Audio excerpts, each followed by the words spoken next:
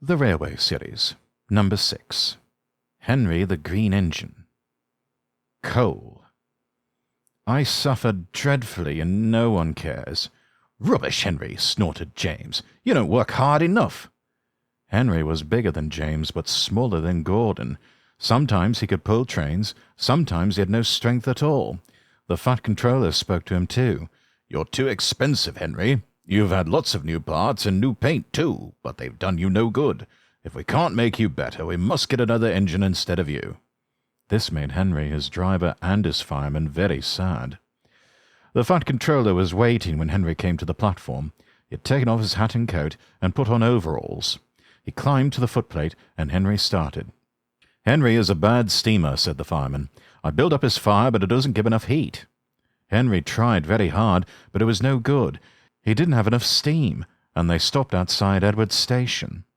Oh dear, thought Henry sadly, I shall have to go away.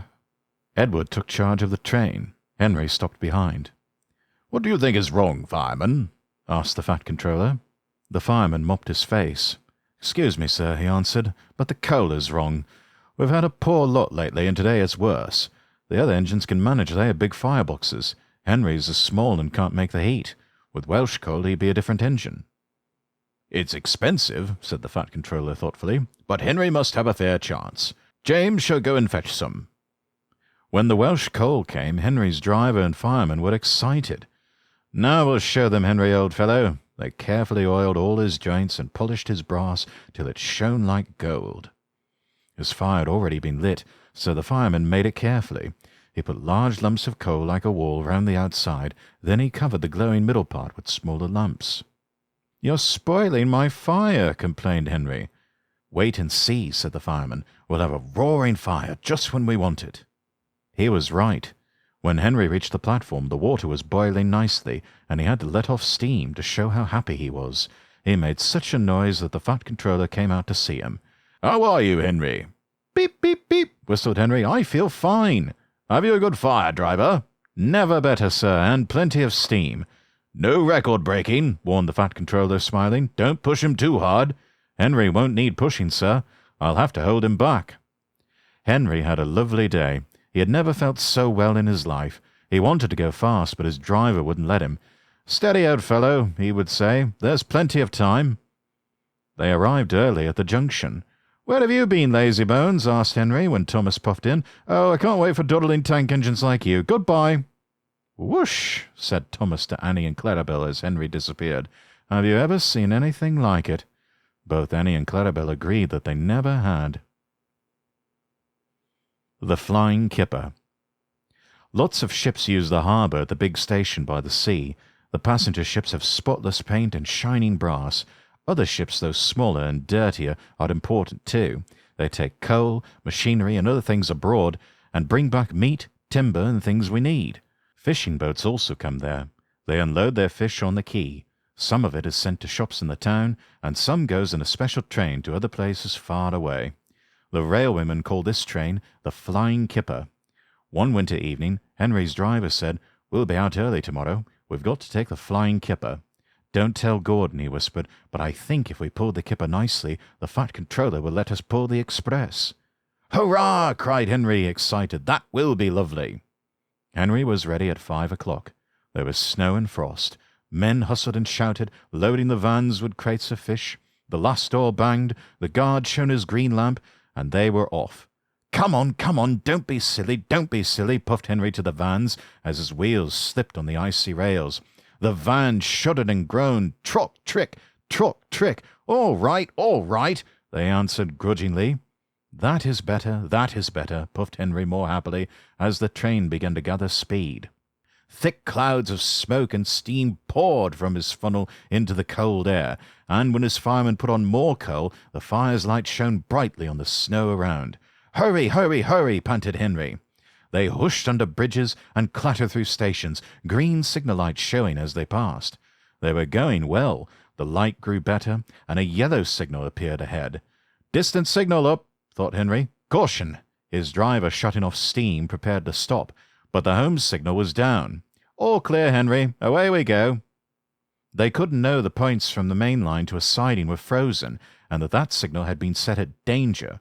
A fall of snow had forced it down. A goods train waited in the siding to let the flying kipper pass. The driver and fireman were drinking cocoa in the brake van. The guard pulled out his watch.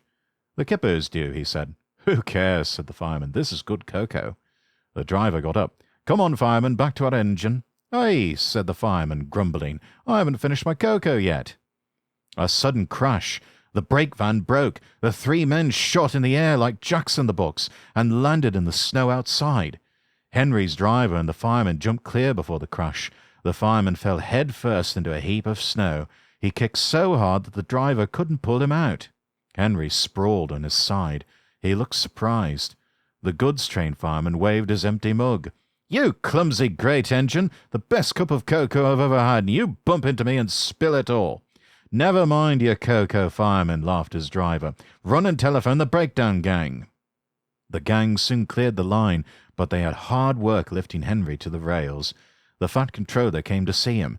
"The signal was down, sir," said Henry nervously. "Cheer up, Henry. It wasn't your fault.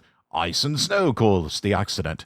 I'm sending you to Crewe, a fine place for sick engines. They'll give you a new shape and a larger firebox. Then you'll fill a different engine and won't need special coal anymore. Won't that be nice?" "Yes, sir," said Henry doubtfully. Henry liked being at Crewe, but was glad to come home. A crowd of people waited to see him arrive in his new shape. He looked so splendid and strong that they gave him 3 cheers. "Beep, beep, beep. Thank you very much," he whistled happily. I am sorry to say that a lot of little boys are often late for school because they wait to see Henry go by. They often see him pulling the express, and he does it so well that Gordon is jealous. But that's another story. Gordon's whistle. Gordon was cross. "Why should Henry have a new shape?" he grumbled. "A shape good enough for me is good enough for him. He goes gallivanting off to Crewe, leaving us to do his work. It's disgraceful. And there's another thing. Henry whistles too much. No respectable engine ever whistles loudly at stations. It isn't wrong," said Gordon, "but we just don't do it." Poor Henry didn't feel happy any more.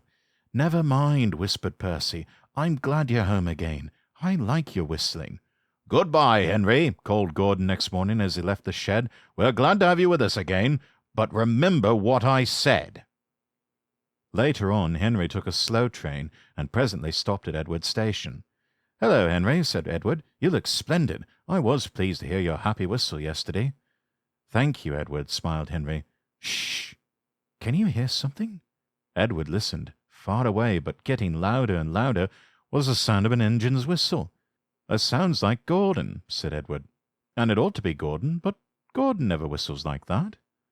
It was Gordon. He came rushing down the hill at a tremendous rate. He didn't look at Henry, and he didn't look at Edward. He was purple in the boiler and whistling fit to burst. He screamed through the station and disappeared. "Well," said Edward, looking at Henry. "It isn't wrong," chuckled Henry, "but we just don't do it." And he told Edward what Gordon had said. Meanwhile, Gordon screeched along the line. People came out of their houses. Air raid sirens started. 5 fire brigades got ready to go out. Horses upset their carts, and old ladies dropped their parcels. At a big station, the noise was awful. Porters and passengers held their ears. The fat controller held his ears too. He gave a lot of orders, but no one could hear them, and Gordon went on whistling. At last he clambered into Gordon's cab. "Take him away," he bellowed, "and stop that noise." Still whistling, Gordon puffed sadly away. He whistled as he crossed the points. He whistled on the siding. He was still whistling as the last Daffin passenger left the station. Then 2 fitters climbed up and knocked his whistle valve into place. And there was silence. Gordon slunk into the shed. He was glad it was empty. The others came in later. "It isn't wrong," murmured Henry to no one in particular, "but we just don't do it." No one mentioned whistles. Percy and the trousers. On cold mornings, Percy often saw workmen wearing scarves. "My funnel's cold, my funnel's cold," he would puff. "I want a scarf, I want a scarf." "Rubbish, Percy," said Henry one day. "Engines don't wear scarves." Engines with proper funnels do, said Percy in his cheeky way. You've only got a small one. Henry snorted. He was proud of his short, neat funnel.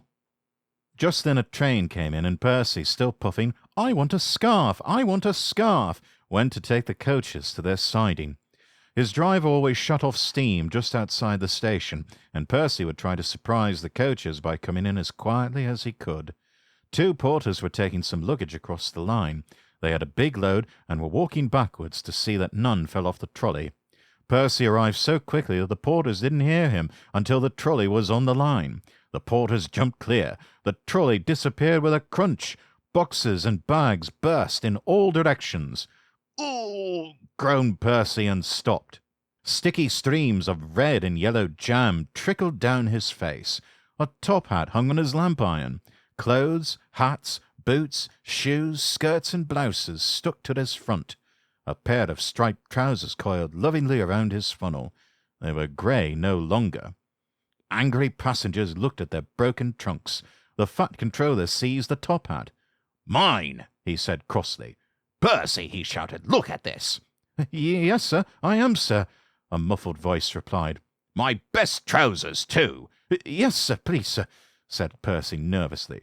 "I am very cross," said the fat controller. "We must pay the passengers for their spoilt clothes. My hat is dented, and my trousers are ruined, all because you will come into the station as if you were playing grandmother's steps with the coaches." The driver unwound the trousers. The fat controller waved them away. "Percy wanted a scarf. He shall have my trousers for a scarf. They will keep him warm." Percy wore them back to the yard. He doesn't like scarves now. Henry's sneeze. One lovely Saturday morning, Henry was puffing along. The sun shone, the fields were green, the birds sang. Henry had plenty of steam in his boiler, and he was feeling happy. "I feel so well, I feel so well," he sang. Trickety-trock, hummed his coaches. Henry saw some boys on a bridge. "Beep, beep, hello," he whistled cheerfully. "Beep, beep, beep," he called the next moment. "Oh!" For the boys didn't wave and take his number. They dropped stones on him instead. They were silly, stupid boys who thought it would be fun to drop stones down his funnel. Some of the stones hit Henry's boiler and spoilt his paint. One hit the fireman on the head as he was shoveling coal, and others broke the carriage windows. "It's a shame! It's a shame!" hissed Henry.